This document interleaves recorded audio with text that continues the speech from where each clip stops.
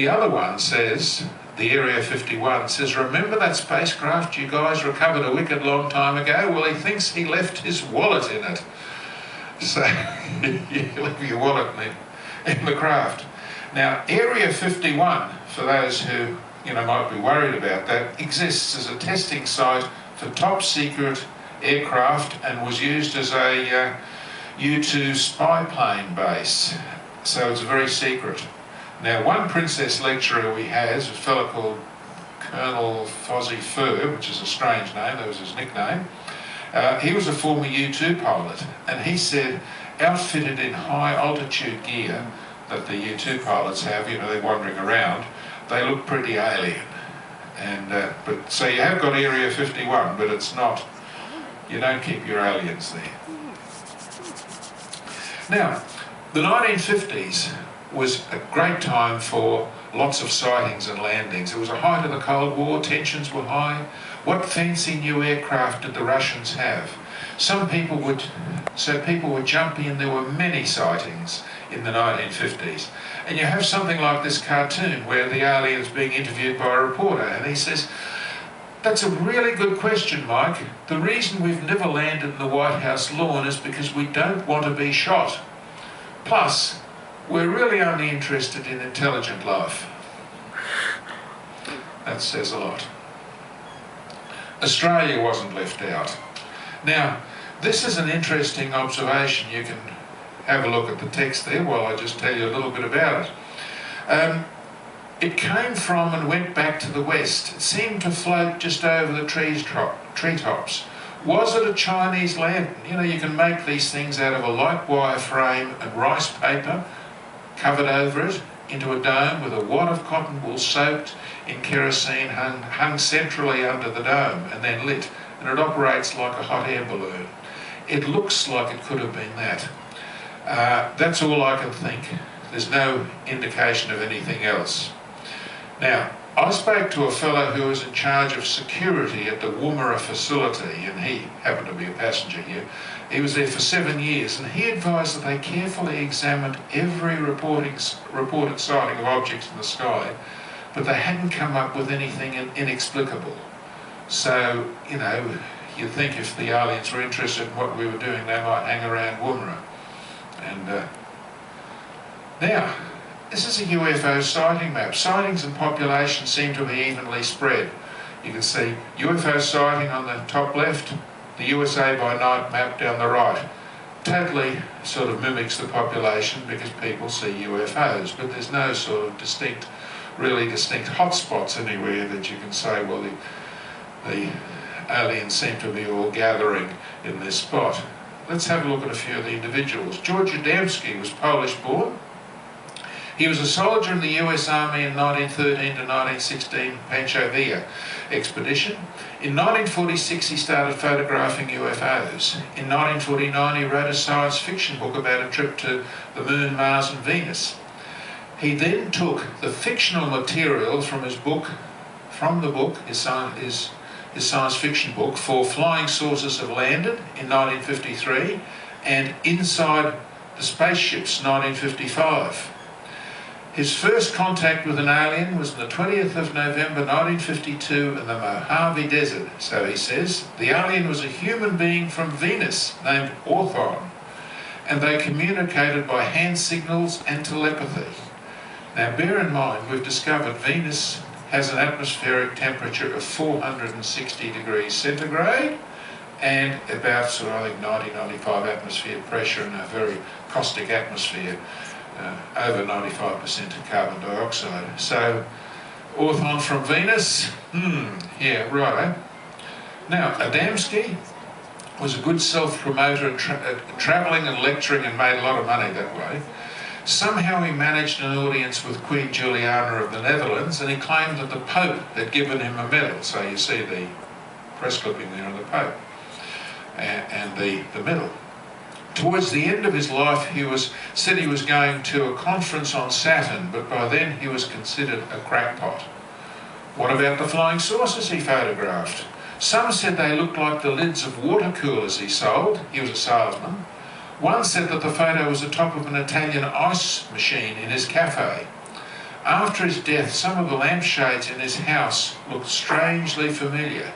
So there you have the top of the ice machine there, or what they said was, but you know, he just used to throw these things up in the air and photograph them. And I think that's fairly well established that he was a crank. Eric von Daniken, Swiss.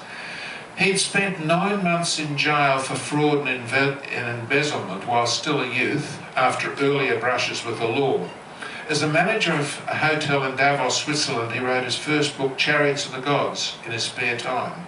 He was then arrested for other financial crimes and fraud and spent over a year in jail. He wrote his second book, Gods from Outer Space, while in jail. He continued writing and championing his belief that the ancient astronauts moulded or guided ancient civilizations around the world. Scientists regard his theories with skepticism. His first and most famous book is Chariots of the Gods, with a question mark. His style was just to ask loaded questions. I'll give you 2 examples, both concerning the Pyramid of Khufu. He says, is it really a coincidence that the height of the Great Pyramid of Cheops, Khufu, multiplied by 1,000 million, 98 million miles, corresponds by approximately the distance to the Earth, between the Earth and the Sun? Well, multiplied by 1,000 million, the actual distance is 91,166,000 miles. Within 2% of the distance of the Sun, 92,894,000 miles. So consequently, he was sloppy with his figure, but it was actually a bit closer than he said. 2%, you know, plus or minus.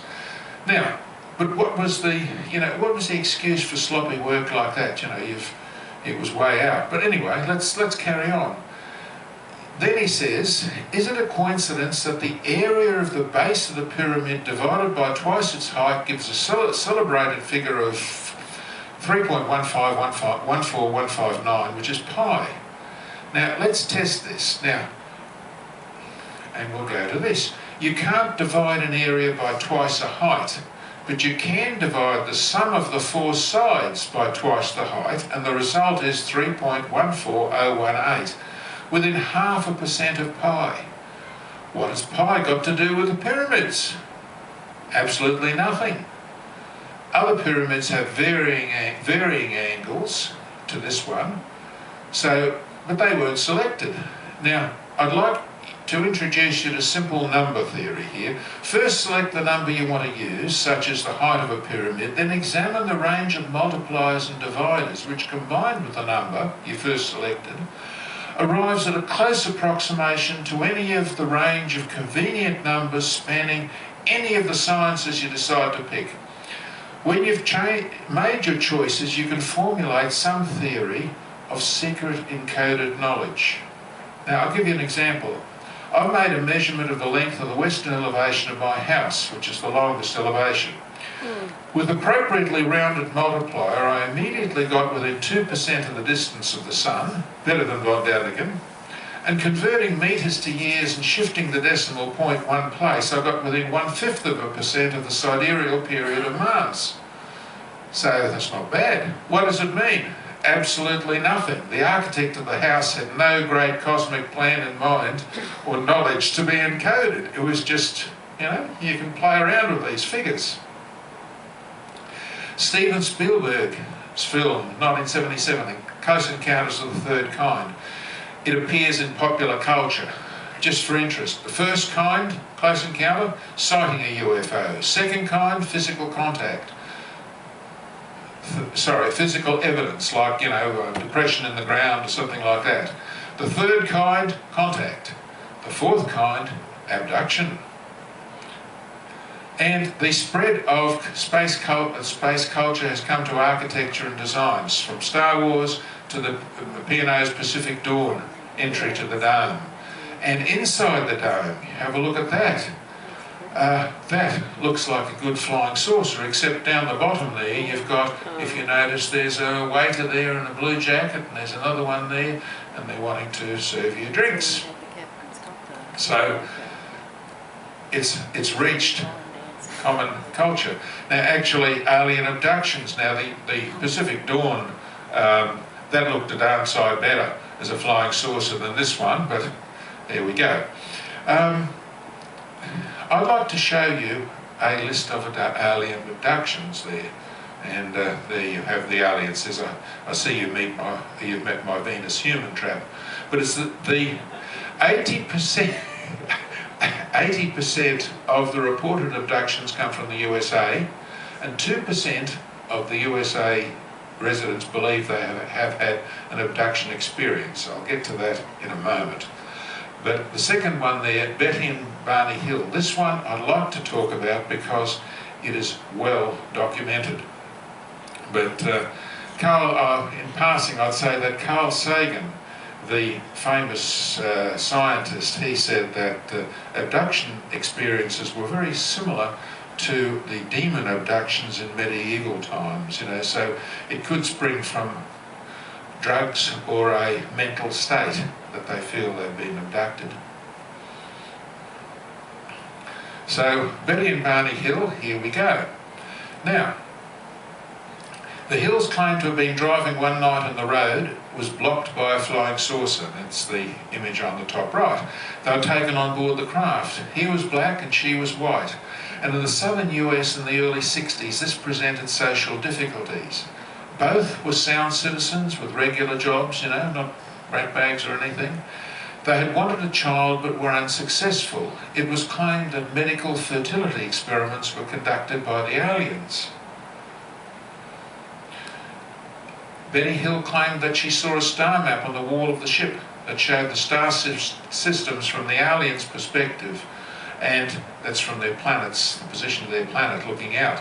However, the scale, distance and perspective can be changed around when trying to fit, you see. So here they said, well, they're coming from here and this is their star and this is the sun and these are the patterns. But there are a lot of these stars here that don't fit into this pattern.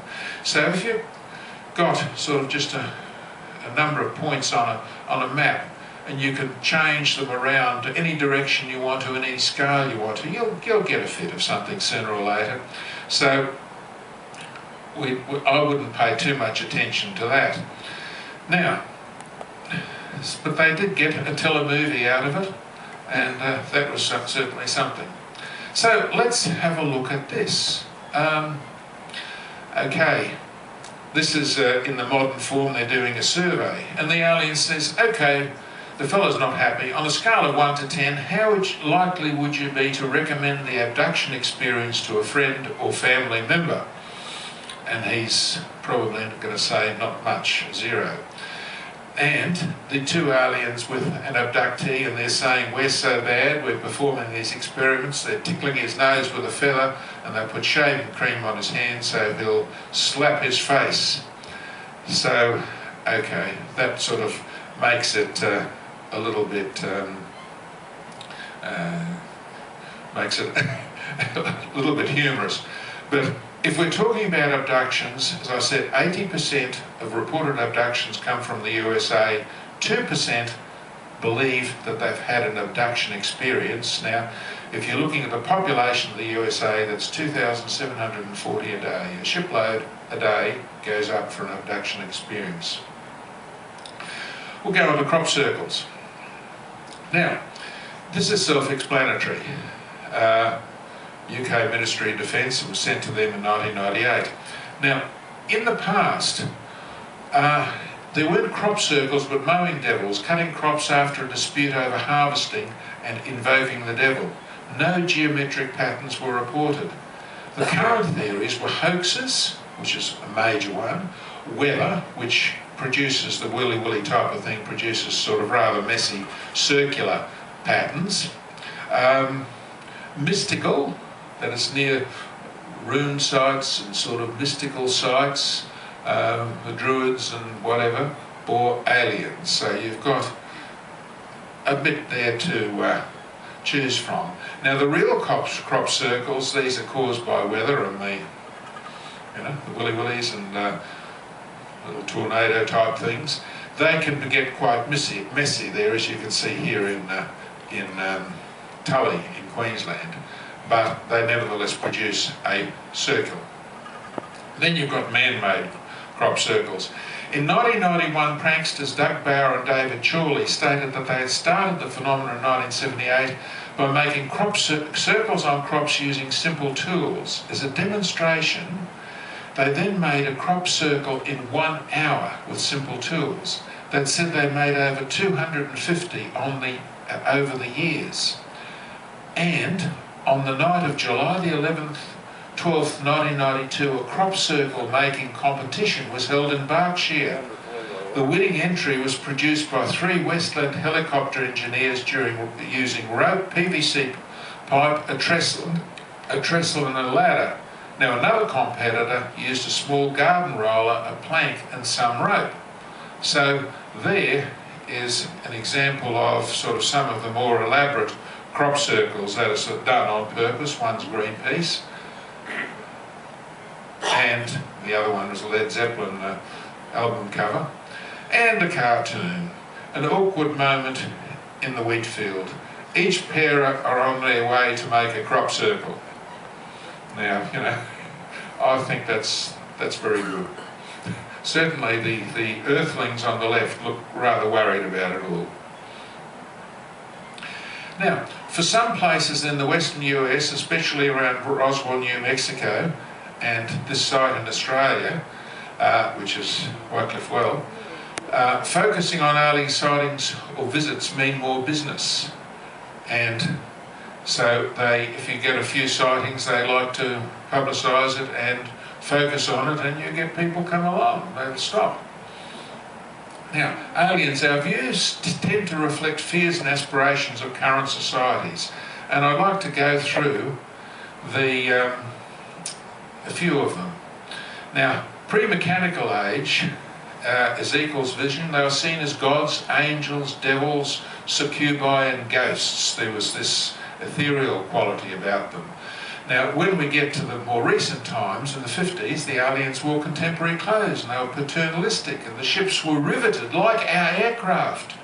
But we changed. By the 1960s, they were hippie and beautiful and serene. The 1970s, the crafts were futuristic and plastic. And that's a beautiful film, Starman. Also, by the 1970s, some aliens were grotesque, like the Star Wars creatures. And the 1980s, the warnings about pollution and don't trust politicians. Now, that's good advice at any time, the latter one. Now, Star Wars, from the humorous to the threatening, you've got quite a range there. And in the 1990s, they were darker and more evil. You have Alien, Men in Black, you know, Alien, no one in space, no one can hear you scream. And then it got worse, Independence Day, etc. They often reflect the current concerns that we have, you see, and they've gone to and they've made them really, really grotesque. And here are some assorted aliens. Most of those look a little bit mean or evil. Now, not all aliens are bad. Remember E.T. and that iconic image of the bicycle with the escaping E.T. and its basket passing in front of the moon that you have there. Toy Story, even in Aliens in the Attic, you had a mix of good and bad aliens. Then you have the quirky ones, Alien versus Predator. How? They're playing a chess game. So I rather like the quirky ones. Now, as I previously said, some individuals claim multiple abductions.